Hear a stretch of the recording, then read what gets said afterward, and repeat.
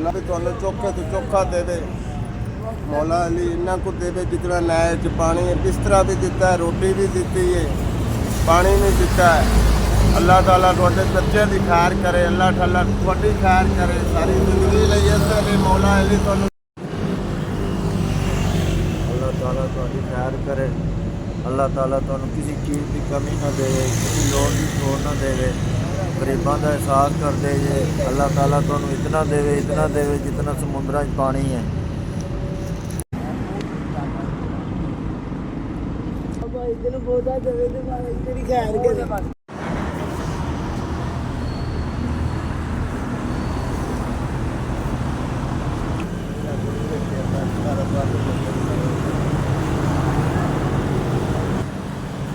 कारोबार से बरकत पावे, नशा में खुशी रहे, ना मुझे आसान करे कारोबार।